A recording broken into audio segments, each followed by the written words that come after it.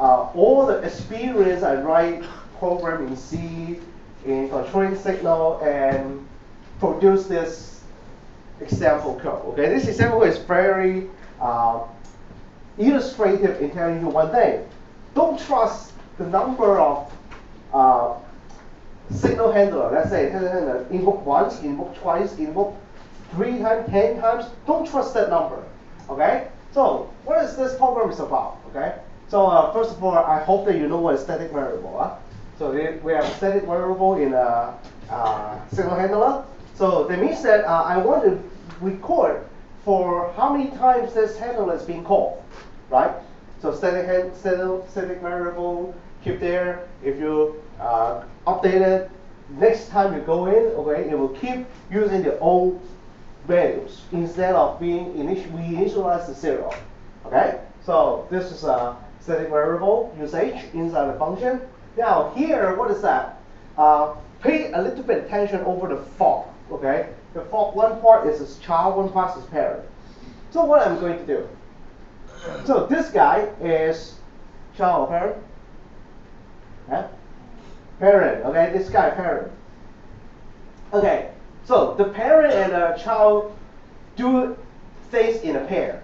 So the parent is doing something very, very lousy. Okay, they just want to sleep and then go to have a wait call. Okay, it doesn't matter what I do because he handle something. Now this is the main point. I handle that using a handler. The signal is sequence. I just pick a sequence. Okay, you can pick whatever signal you want. As long as this pair work with the parent, okay, the child and the parent work together using the same signal. Okay, I don't care what is that. Now, in a child part, so what the child is doing? The child is doing very funny things. Okay, so the child eventually will die, will return 0, right? But before it returns 0, it's just like there's a mark. Okay, get ready. Okay, when I'm ready, I press enter. Then it will fire the sequence to somebody. What is this call? Okay, this call is the first time that you see. Let me use the main page to tell you. Okay, so this is Linux. Okay, yeah, what is that? Sorry about that. Okay, good.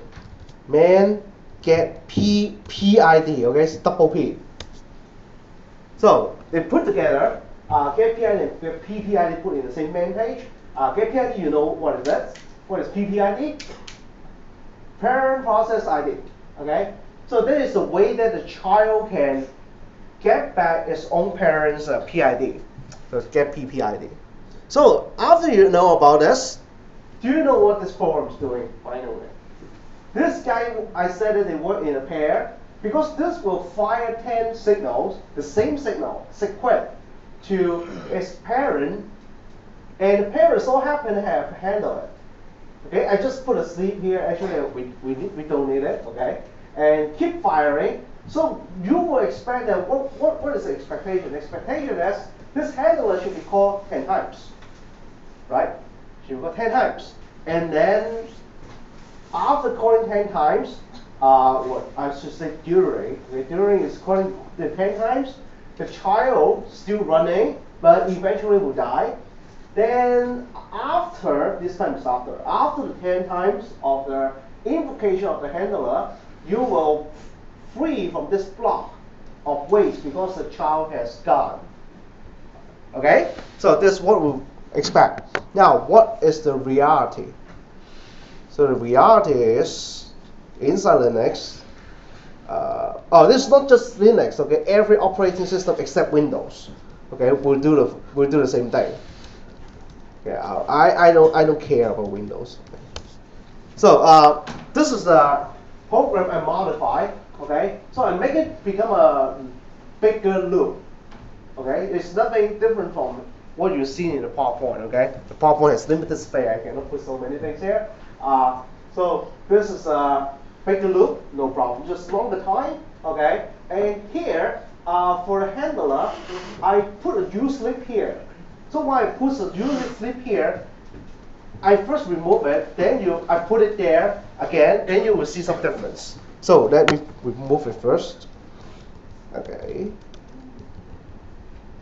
So we move it. So it will see a count equal to blah, blah, blah, blah, and keep on printing it out. Okay? So everything is just like the PowerPoint codes. Let's get started. It's called many signal. Okay? So it's complained to me that I didn't use the I, okay? Forget about it. So let's do it. So it's waiting, okay? When I press enter, I will fire how many sequence? 100,000. 100,000. Okay? I do it again. Ready? Now remember the last number that you have seen, huh? Again. It's just like a random number. Random. Right? But it's not normal, right? It's kind of stupid, I would say. It's stupid. So what is stupidity here is, does it mean that should I trust the number of invocation of the handler in order to count the number of arriving signals? You should not, right? Because it's end up to just like a random number, or the number of invocation, I should say. The number of invocation, just like a random pattern, or some other people is controlling me.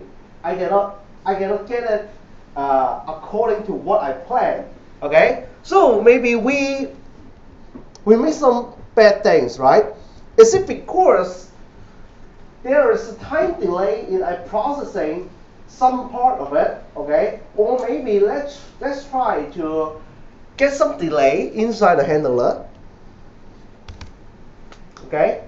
And I artificially inject some more delay there, then you will see something even more horrible, okay? So this is a delay during the handler calling. And after it's finished calling it, it will come back. By the way, what's uSleep? uSleep is using the sleep call instead of using seconds, but nanosecond. Okay? So it's a very fast sleep. Okay? Ready? Compound. Now I inject delay during the handling. Fire. Can you believe it? Twice. Okay? So can you understand what is the meaning here? It seems to be like that. Okay? There is a timeline. Okay? And those 100,000 signal is firing within this time period, right? I suppose, okay? Suppose this duration, okay, I change the time so that it becomes something horrible enough, okay? This duration is supposed to be constant every time I execute the program, right? Just as for loop, okay? That means that during this moment, it depends on whether the handler can be invoked by how many times is depending on some time delay, right? The time delay is between two invocation of the handler. Why I say so? Because okay, when I change the time delay between inter invocation of the handler function, I add a uSleep there. Okay, I can change it not just using uSleep, but using sleep. Okay, maybe sleep. Then you understand. Okay, 1 second. Okay, 1 second is horrible. Okay, by the way, I do it. Okay, no problem. Okay, so yeah, enter. But this time it's even more horrible. Yeah, 1 and then sleep for some time and then 2. So that's I use the uSleep. Okay, uSleep is a nanoseconds level sleeping. Okay. So again, so only 2 times. Now I change it by, let's say, 1,000 nanoseconds. How about that? Compile, run, fire. More. So what can you say about this? It means in between the to invocation of the handler, okay, of course there are some, let's say there's just a even distribution of the signal just came in, okay, as if this handler don't care about how many things coming in during the 2 times they are being invoked, okay, and why is that, okay? Why is that?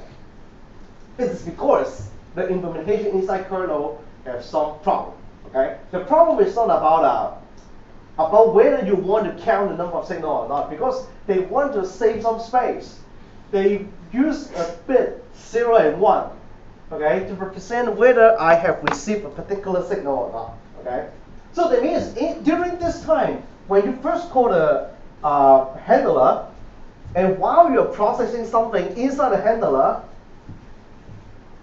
even though you have many signals coming in, you will only say that, oh, I have a bit 0 representing that I never seen this signal before. Then I have 1, I turn it into 1, and I have 1 more, I still keep it to 1. Okay, so that in between the 2 call, it won't count how many signals coming in. It's because it's just a bit only. Okay, and that's why in order, let's say in the future, not in this course, you want to count how many like Control C someone have pressed or some special signal that coming into your program, you will end up with a very bad result or wrong implementation. Okay, because you cannot do it. You cannot do it. So there's something that you have to remember. Remember in the sense that don't commit into this problem. Okay, it's not about sig quit. It's also about sig in, segmentation fault, or whatever signal you want to play with, unless one classification of signal. Okay, but it's outside this course. Okay, because if I also teach you about this, okay, you guys will think there's too much details. Okay, we call it real-time signal. Okay, yeah, who use the real-time signal and why? Okay, so there's 2 classifications. One is the Control C, sig quit, segmentation faults. Okay, another class of signal is called real-time signal. That signal you can count.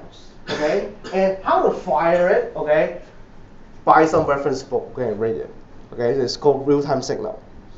Okay, so you can play around with signal more. Like yesterday, someone already asked me, hey, can we capture, or no, I didn't capture, handle sig child?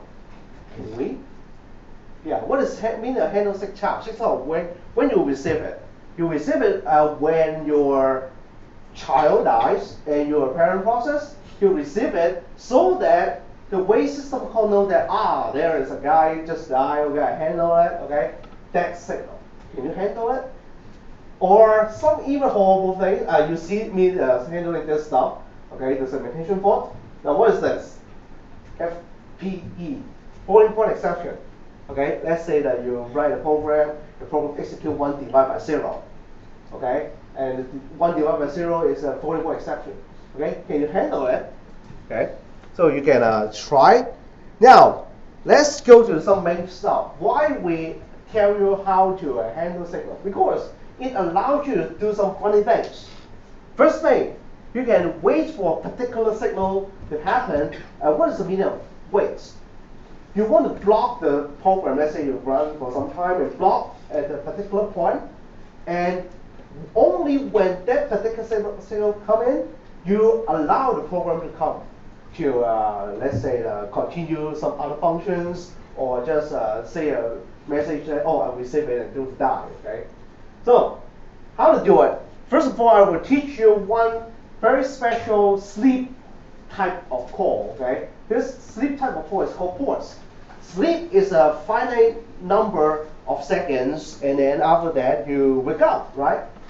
POSIX, usually there is no input numbers here, so it means that this is an indefinite sleep, okay, until 2 particular events happens. Either one of it will wake it up. First, you are being killed. Okay, of course you wake up, right, because you die. Second is like this. I handle a particular signal. This is control C, right? Sig in is control C. And this pause will release the block status when you have received a signal and so happen that you handle it. Okay? So what does this program together means?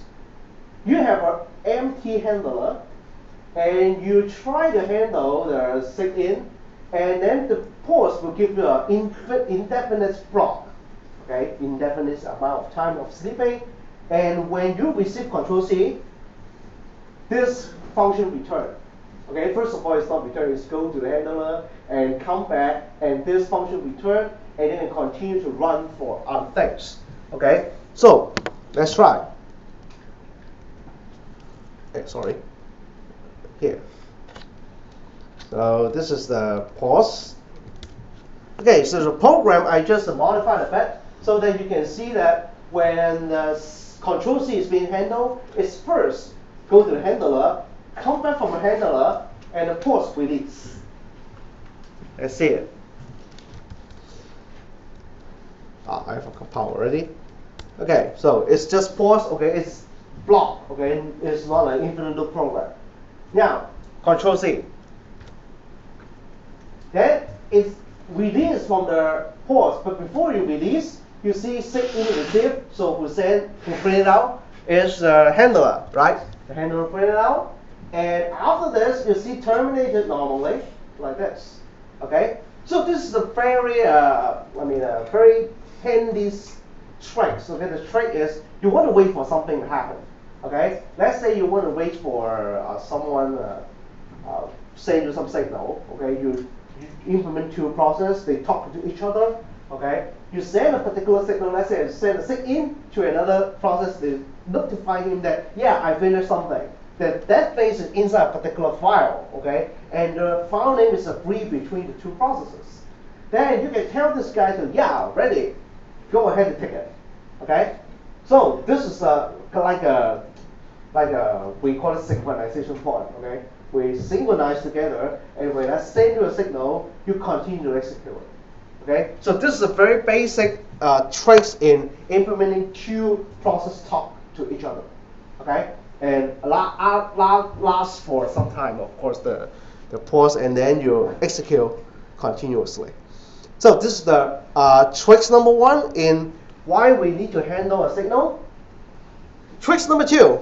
Tricks number two is even more useful. So what is this guy? Okay, this guy is to allow you to quit an infinite loop program or a looping program peacefully, or we call it a graceful termination. Okay, we terminate some guys gracefully. Now let's take a look at this program. What is so special about this program? First of all, as if a while one loop. Okay, we have a while non-stop. Okay, I make it in a more expressive way. Okay, how expressive it is? I call it stop. Okay, non-stop, while non-stop. So the value of stop is originally 0. So non-stop means you should go to continue to loop, and for how many times we don't know, because inside the loop itself you don't change the stop value. Now, who will change the stop value? Control C. Control C, when you press Control C, sig in will be received. You jump to the handler. Then what happened? You will change the stop value from 0 to 1, and eventually you can quit the loop. Why we implement something like that? Okay, maybe you have taken some courses like database courses, networking courses, some networking protocol. Okay, maybe during the while loop you are doing something really important.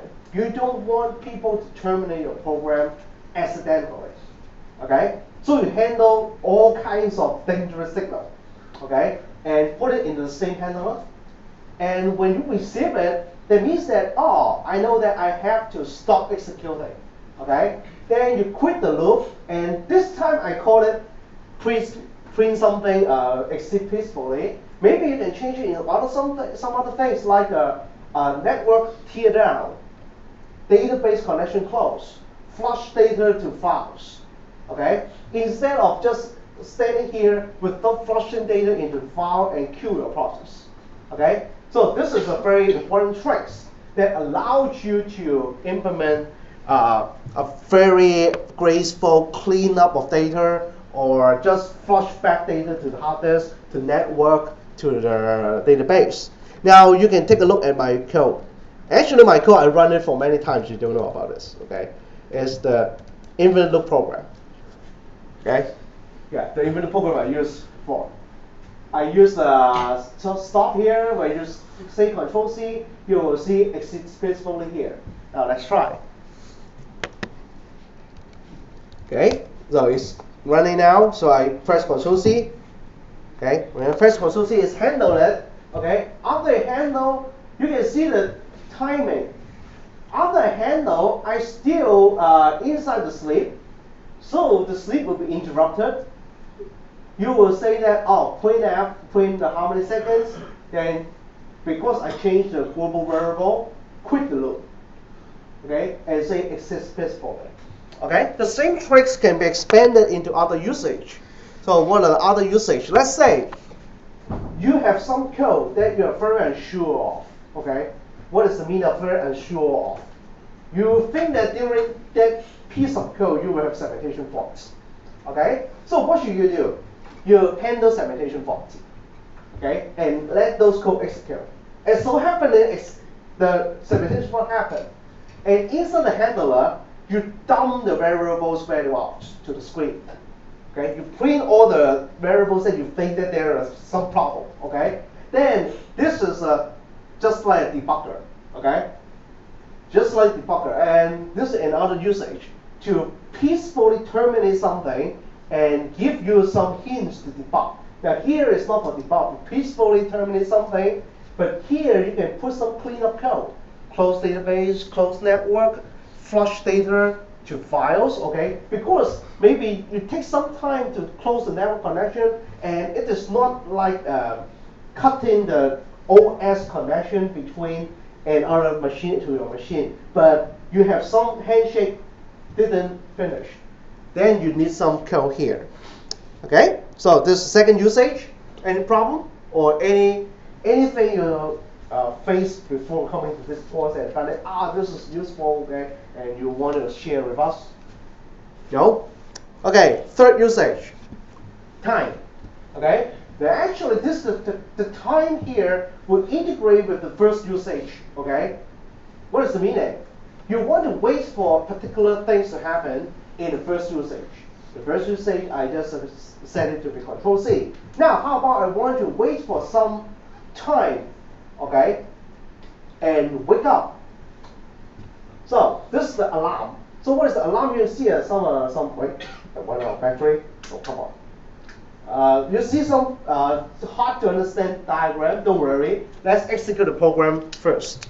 The program has a very special name here called alarm. Alarm 1. So what is alarm 1? Alarm 1 means you set the alarm clock and it will ring. Okay, it will just trigger after 1 second. Okay, but before it's triggered, okay, because 1 second is too much, I already have a capability to go into the while one loop. Now let's see what happens.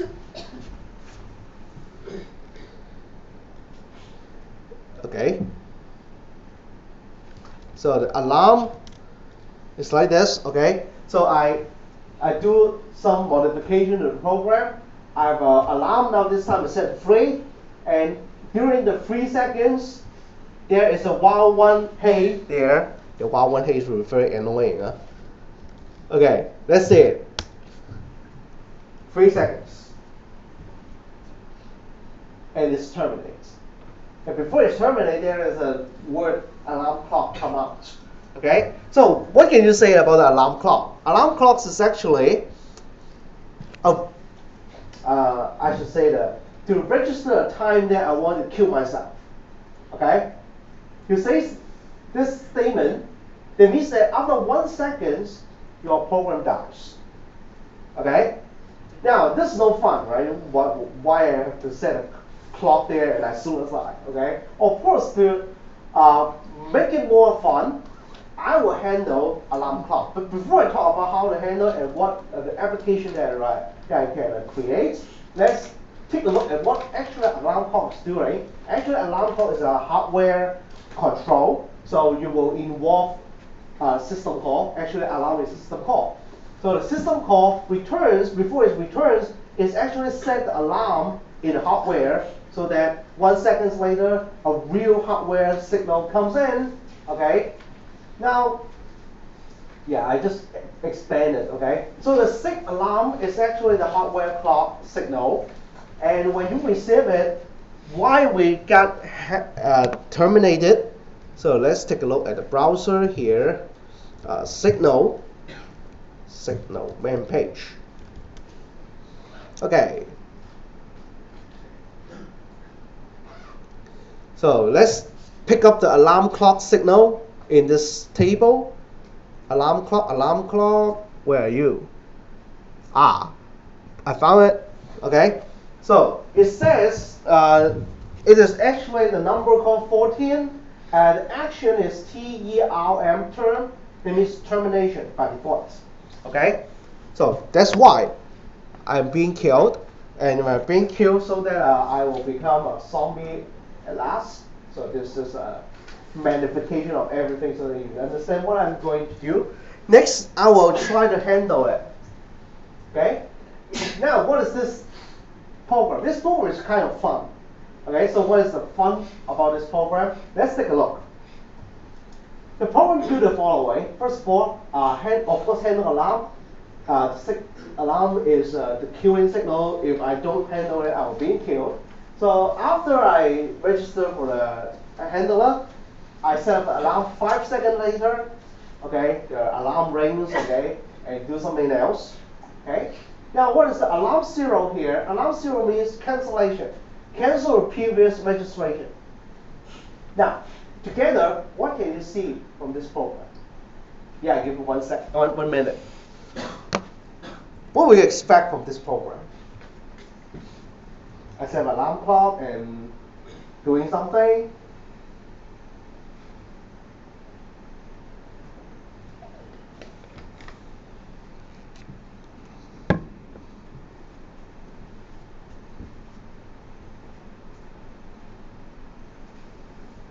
Yeah, what would you expect?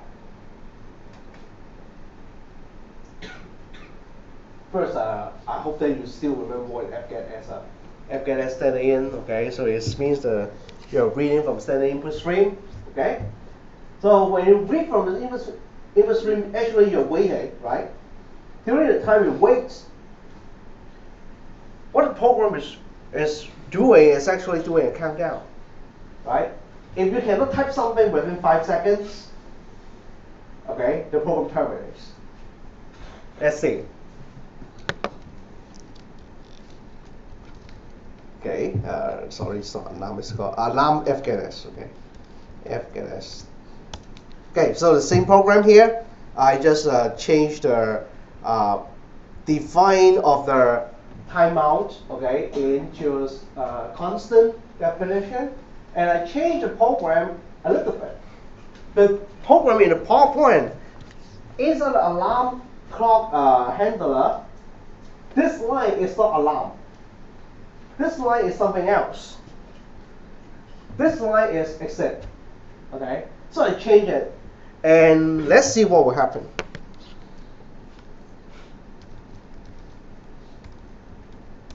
Okay, so let's wait 2 seconds. It's keep on bugging me. Okay, it's keep on saying me, yeah, just keep on typing something. Type something, please. Okay, so let's say I type something. Wait. Hello. Okay. Yeah, then you receive hello. Okay. Yes, so annoying. So let's change it back to the version of the PowerPoint. So change back to version of the PowerPoint, then you will expect what will happen. Okay, no. Alarm FGET. Run. 2 seconds. Okay, and dies. Okay, so what will you expect? You can implement something like a game, right?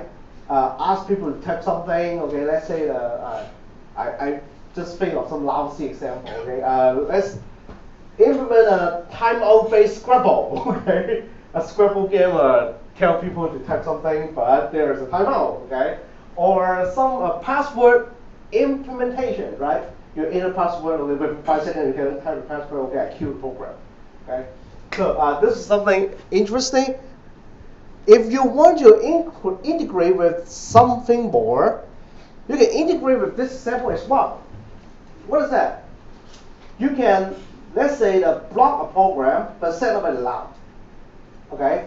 The alarm will unfreeze the program. But at the same time, you can also integrate with Control-C, integrate with other signals, so that you can have a block of multiple signals, just like multiplexer, hardware multiplexer, but this kind of software. Okay? You can say that, oh, I register for SIG alarm, I register for SIG in, I register for even SIG child, okay? Segmentation ports. Everything put inside this ports. And now what? Depends on which signal comes. And a particular signal comes in, and you will unfreeze from this ports, okay? So it's actually a kind of an interesting implementation. And this implementation, this alarm, you may, okay, it depends on how you implement. Okay, you may use this alarm in our assignment 1 deliverable 2, the scheduler. Okay, the scheduler, because we will implement some time control. Okay, you can set up if the child don't terminate after 3 seconds, and when the alarm call comes, okay, triggers, then I will kill your child process. Okay. So this is the tricks. And the alarm, okay, can be iterated many times, okay, by my previous trick. What is my previous trick? My previous trick is here. Move it. Okay? So you set up an alarm, and inside the handler, you set up an alarm again. Okay? To become I should say this as pseudo periodic, okay? It's not real periodic. Okay, and there is another alarm clock setup called CSCI timer function in order to set up periodic signal. Okay, so I think it's all about signals.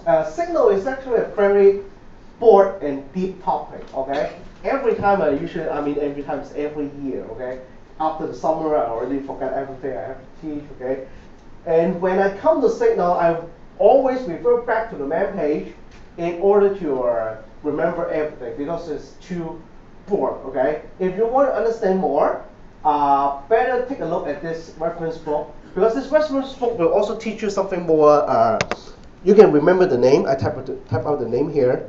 Let's say the process group, okay? You can use process group as well as signal together to implement some interesting feature, okay? Let's say the group of process together, send a signal to the group and kill them all. Okay, yeah, it's called process group. Okay, some others, foreground process group. Okay, or background process group. Okay, you can take a look here. It's not about simple background process or foreground process management, but a group of process bring foreground and bring background. Okay, so it's all about signal. Signal is a very broad topic, huh? So I think I should stop here and go to the next chapter. Okay, any question you want to ask about signal? Yes. Yeah, don't worry, assignment 1 will give you enough practice over signal. Okay.